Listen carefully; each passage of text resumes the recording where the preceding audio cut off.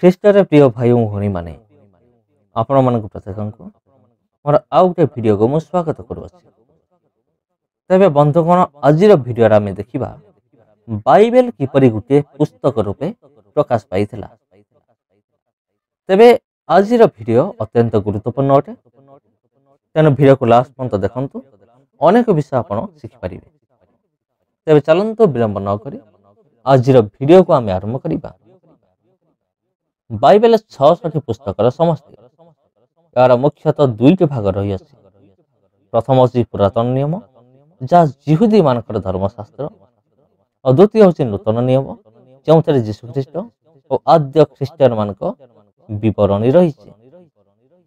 1500 ବର୍ଷ ଧରି ବିଭିନ୍ନ ସମୟରେ ବିଭିନ୍ନ ସ୍ଥାନରେ ବାସ କରୁଥିବା ବିଭିନ୍ନ ଲେଖକ ମାନଙ୍କ ଦ୍ୱାରା ବାଇବେଲ ଲିଖିତ ହୋଇଛି। ଲେଖକମାନେ ମୁଖ୍ୟତଃ 3ଟି ଭାଷାରେ ଏହା ଲେଖିଥିଲେ। ପୁରାତନ ନିୟମର ଅଧିକାଂଶ ପୁସ୍ତକ ଏବ୍ରୀ ଭାଷାରେ ଲିଖିତ ହୋଇଥିଲା ଓ ଅଳ୍ପ କେତେକ ପୁସ୍ତକ ସମ୍ଭବତଃ ଅରାମିକ ଭାଷାରେ ଲିଖିତ ହୋଇଥିଲା। ଯୀଶୁଙ୍କ ସମୟରେ ଓ ଆଦ୍ୟ ମଣ୍ଡଳୀ କାଳରେ ବ୍ୟବହୃତ ହେଉଥିବା ଗ୍ରୀକ ଭାଷାରେ ନୂତନ ନିୟମର ପୁସ୍ତକ ଗୁଡ଼ିକ ଲେଖାଯାଇଥିଲା। ନଳାକାର ପୁସ୍ତକ। ବନ୍ଧୁଗଣ, ଏହି ନଳାକାର ପୁସ୍ତକ ଚାଲନ୍ତୁ ଜାଣିବା। ବାଇବେଲକୁ ପୁସ୍ତକ ଗୁଡ଼ିକର ଏକ ଗ୍ରନ୍ଥାଗାର ବୋଲି କୁହାଯାଏ, କିନ୍ତୁ ଏହା ଏକ ଭ୍ରମ ଧାରଣା ସୃଷ୍ଟି କରିପାରେ, କାରଣ ଆଜି ଆମେମାନେ ଯେଉଁପରି ଭାବରେ ପୁସ୍ତକ ଦେଖୁଛୁ, ଏ ପ୍ରକାର ଭାବରେ ପୁସ୍ତକ ହସ୍ତଗତ ହେବାର ବହୁ ପୂର୍ବରୁ ବାଇବେଲର ପୁସ୍ତକ ଗୁଡ଼ିକ ଲେଖାଯାଇଥିଲା। ଯେତେବେଳେ ପୁରାତନ ଓ ନୂତନ ନିୟମ ଲେଖାଯାଇଥିଲା, ସେତେବେଳେ ଏହା ଆଜିକାଲିର ପୁସ୍ତକ ପରି କାଗଜ ପୃଷ୍ଠାରେ ଲେଖା ହୋଇନଥିଲା, ମାତ୍ର ପଶୁ ଚର୍ମରେ ପ୍ରସ୍ତୁତ ଚର୍ମ କାଗଜରେ ଅଥବା ଏକ ପ୍ରକାର ନଳ ବା ସର ସଦୃଶ ଲମ୍ବା ଓ ସରୁ ପତ୍ରରୁ ତିଆରି ପାପିରସ ନାମକ ପତ୍ର ପୋଥିରେ ଲେଖାଯାଇଥିଲା, ଯାହାକୁ କୁହାଯାଉଥିଲା ନଳ ପୁସ୍ତକ। ଏହାକୁ ଆଜିକାଲିର ପୁସ୍ତକ ପରି ସଳଖ ଭାବରେ ରଖାଯାଇପାରୁନଥିଲା, କିନ୍ତୁ ଏହାକୁ ଗୁଡ଼ା ହୋଇ ସଂରକ୍ଷିତ କରାଯାଉଥିଲା। ଲୁକ 4 ପର୍ବ 17 ପଦ ପଢ଼ନ୍ତୁ, ପ୍ରକାଶିତ ବାକ୍ୟ 5 ପର୍ବ 1-2 ପଢ଼ନ୍ତୁ, ଆଉ ଦ୍ୱିତୀୟ ତିମୋଥୀ 4 ପର୍ବ 13 ପଦ ପଢ଼ନ୍ତୁ। ଯେଉଁ ଲୋକମାନେ ସେ ଲେଖିଥିଲେ, ସେମାନେ ପର କଲମ ଦ୍ୱାରା ବିଶୁଦ୍ଧ ଅଙ୍ଗାର, ଅଠା ଓ ତେଲରୁ ପ୍ରସ୍ତୁତ କାଳିରେ ଲେଖୁଥିଲେ। ଏବ୍ରୀ ଓ ଅରାମୀୟ ଭାଷାର ଲେଖକମାନେ ନଳାକାର ପୁସ୍ତକର ଭିତର ପାର୍ଶ୍ୱରେ ଦକ୍ଷିଣରୁ ବାମ ପାର୍ଶ୍ୱକୁ ସ୍ତମ୍ଭାକାରରେ ଲେଖୁଥିଲେ, ଆଉ ଗ୍ରୀକ ଭାଷାର ଲେଖକମାନେ ବାମରୁ ଡାହାଣକୁ ଲେଖୁଥିଲେ। ଅଧିକ ସ୍ଥାନ ଆବଶ୍ୟକ ଥିଲେ ନଳ ପୁସ୍ତକର ବାହାର ପାର୍ଶ୍ୱରେ ଲେଖାଯାଉଥିଲା। ସବୁ ନଳାକାର ପୁସ୍ତକର ଲମ୍ବ ସମାନ ନଥିଲା। ଲେଖାର ପରିମାଣ ଉପରେ ପୁସ୍ତକର ଦୈର୍ଘ୍ୟ ନିର୍ଭର କରୁଥିଲା। ହସ୍ତଲିପି ଗ୍ରନ୍ଥ। ଏହି ହସ୍ତଲିପି ଗ୍ରନ୍ଥ କ'ଣ? ନୂତନ ନିୟମ ଯୁଗ ପରେ ପ୍ରାୟ ଦ୍ୱିତୀୟ ଶତାବ୍ଦୀ ବେଳକୁ ନଳାକାର ପୁସ୍ତକ ପରିବର୍ତ୍ତେ ହସ୍ତଲିପି ଗ୍ରନ୍ଥ ବ୍ୟବହୃତ ହେଲା, ଯାହାକୁ ଇଂରାଜୀରେ କୋଡେକ୍ସ ବୋଲି କୁହାଯାଏ। ଏହାର ପୃଷ୍ଠା ଗୁଡ଼ିକ ଭଙ୍ଗା ଯାଇ ଏକତ୍ର ବନ୍ଧା ହେଉଥିଲା। ଏହି ହସ୍ତଲିପି ଗ୍ରନ୍ଥ ଥିଲା ପୂର୍ବ ପ୍ରଚଳିତ ଫଳକ ଲିଖନର ଏକ କ୍ରମ ବିକାଶ।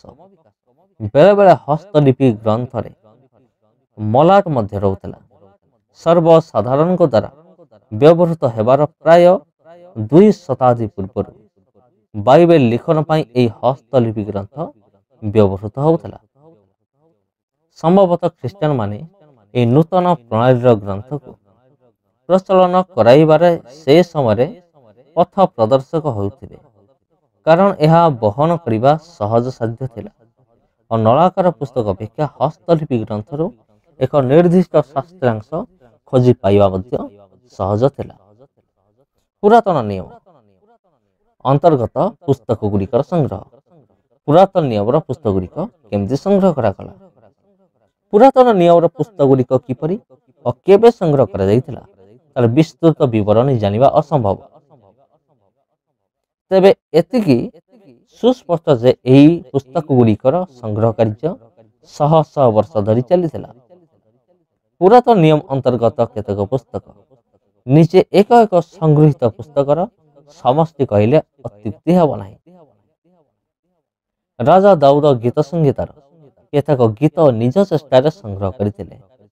ଏହି ଗୀତ ଗୁଡ଼ିକ ସର୍ବତଃ ଭାବେ ସମ୍ମାନିତ ହେଉଥିଲା, କାରଣ ସେଗୁଡ଼ିକ ମନ୍ଦିରରେ ଈଶ୍ୱରଙ୍କ ଉପାସନା ବେଳେ ବ୍ୟବହୃତ ହେଉଥିଲା। ସେହିପରି ହିତୋପଦେଶରେ ଥିବା ବିଜ୍ଞ ବଚନ ଗୁଡ଼ିକ ଦାଉଦଙ୍କ ପୁତ୍ର ସଲୋମନଙ୍କ ଦ୍ୱାରା ସଂଗୃହୀତ ବୋଲି କୁହାଯାଏ। ବାବିଲରୁ ଜିହୁଦୀମାନେ ନିର୍ବାସନରୁ ପ୍ରତ୍ୟାବର୍ତ୍ତନ କରିବାର ଅନେକ ଶତାବ୍ଦୀ ପରେ ଏହି ସମସ୍ତ ପୁସ୍ତକ ଗୁଡ଼ିକୁ ଏକତ୍ର କରାଯାଇ ସେଗୁଡ଼ିକୁ ନ୍ୟାର୍ଯ୍ୟ ସ୍ୱୀକୃତି ଦିଆଯାଉଥିଲା। ଅନ୍ତତଃ ଖ୍ରୀଷ୍ଟପୂର୍ବ 4ର୍ଥ ଶତାବ୍ଦୀ ବେଳକୁ ବ୍ୟବସ୍ଥା ପୁସ୍ତକ ଗୁଡ଼ିକ ଦୃଢ଼ ରୂପେ ସ୍ୱୀକୃତ ହୋଇସାରିଥିଲା। ପ୍ରାୟ ଖ୍ରୀଷ୍ଟପୂର୍ବ 200 ବେଳକୁ ଭାବବାଦୀମାନଙ୍କ ଦ୍ୱାରା ଲିଖିତ ପୁସ୍ତକ ଗୁଡ଼ିକ ସଂଗୃହୀତ ହୋଇ ଏକତ୍ର କରା ହୋଇସାରିଥିଲା। ପ୍ରାୟ 100 ଖ୍ରୀଷ୍ଟାବ୍ଦ ବେଳକୁ ପୁରାତନ ନିୟମଟି ଈଶ୍ୱରଙ୍କ ବାକ୍ୟ ରୂପେ ବିଧିବଦ୍ଧ ଭାବେ ସ୍ୱୀକୃତ ହୋଇସାରିଥିଲା ବୋଲି ଆମେ ସମସ୍ତେ ଜାଣୁ। ନୂତନ ନିୟମର ଲେଖକମାନେ ପୁରାତନ ନିୟମର 39ଟି ପୁସ୍ତକ ମଧ୍ୟରୁ 8ଟି ପୁସ୍ତକ ବାଦ ଦେଲେ ବାକି ସବୁ ପୁସ୍ତକରୁ ଉଦ୍ଧୃତାଂଶ ବ୍ୟବହାର କରିଛନ୍ତି। ଜିହୁଦୀ ଧର୍ମଶାସ୍ତ୍ରରେ ଥିବା ପୁରାତନ ନିୟମ ପୁସ୍ତକ ଗୁଡ଼ିକର କ୍ରମ ବିନ୍ୟାସ ଆମମାନଙ୍କ ବାଇବେଲରେ ଥିବା ପୁରାତନ ନିୟମ ପୁସ୍ତକ ଗୁଡ଼ିକର କ୍ରମ ବିନ୍ୟାସ ଠାରୁ କେତେକାଂଶରେ ଭିନ୍ନ ଅଟେ। ସେମାନେ ପୁସ୍ତକ ଗୁଡ଼ିକୁ ମୁଖ୍ୟତଃ 3ଟି ଭାଗରେ ବିଭକ୍ତ କରିଛନ୍ତି: ବ୍ୟବସ୍ଥା, ଭବିଷ୍ୟତ ବକ୍ତା ଓ ରଚନା। ଆଦି ପୁସ୍ତକ ଯାତ୍ରା, ଲେବି, ଗଣନା ଓ ଦ୍ୱିତୀୟ ବିବରଣ ବ୍ୟବସ୍ଥାର ଅନ୍ତର୍ଗତ।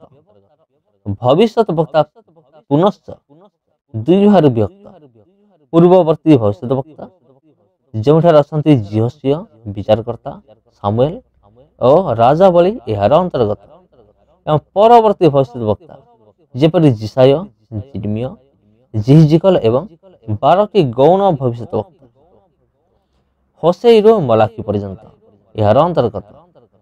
ରଚନା ବିଭାଗରେ ଗୀତ ସଂହିତା, ହିତୋପଦେଶ, ଋତ, ପରମ ଗୀତ, ଉପଦେଶକ, ବିଳାପ, ଏଷ୍ଟର, ଦାନିଏଲ, ଏଜ୍ରା, ନେହେମିୟା ଓ ବଂଶାବଳୀ ଅନ୍ତର୍ଭୁକ୍ତ। ଆମେମାନେ ଯେଉଁ ପୁସ୍ତକ ଗୁଡ଼ିକୁ ବର୍ଜିତ ଖଣ୍ଡ ବୋଲି ଜାଣୁ, ସେଗୁଡ଼ିକ ଜିହୁଦୀ ଧର୍ମ ପୁସ୍ତକର ମୂଳ ଏବ୍ରୀ ସଂସ୍କରଣରେ ନାହିଁ, କିମ୍ବା ନୂତନ ନିୟମର ଲେଖକମାନେ ସେସବୁ ପୁସ୍ତକରୁ କୌଣସି ଉଦ୍ଧୃତାଂଶ ବ୍ୟବହାର କରିନାହାନ୍ତି। କିନ୍ତୁ ପରେ ପୁରାତନ ନିୟମର ଯେଉଁ ଗ୍ରୀକ ଅନୁବାଦ ପ୍ରକାଶିତ ହେଲା, ଏହି ବର୍ଜିତ ଖଣ୍ଡ ପୁସ୍ତକ ଗୁଡ଼ିକ ସେଥିରେ ଅନ୍ତର୍ଭୁକ୍ତ କରାଯାଇଛି। ଆଉ ନୂତନ ନିୟମ ଯେତେବେଳେ ଆଦ୍ୟ ଖ୍ରୀଷ୍ଟିଆନ ଦଳଗୁଡ଼ିକ ଉପାସନା ପାଇଁ ଏକତ୍ରିତ ହୋଇଥିଲେ, ସେମାନେ ଜିହୁଦୀ ମାନଙ୍କର ଅଭ୍ୟାସ ଅନୁସାରେ ପୁରାତନ ନିୟମର କିଛି ଶାସ୍ତ୍ରାଂଶ ପାଠ କରୁଥିଲେ। ସେହି ସମୟରେ ଯେଉଁମାନେ ଯୀଶୁଙ୍କୁ ବ୍ୟକ୍ତିଗତ ଭାବେ ଜାଣିଥିଲେ, ସେମାନେ ତାଙ୍କର ଜୀବନୀ ଓ ଶିକ୍ଷା ବିଷୟ କହିବାକୁ ସମର୍ଥ ହେଲେ।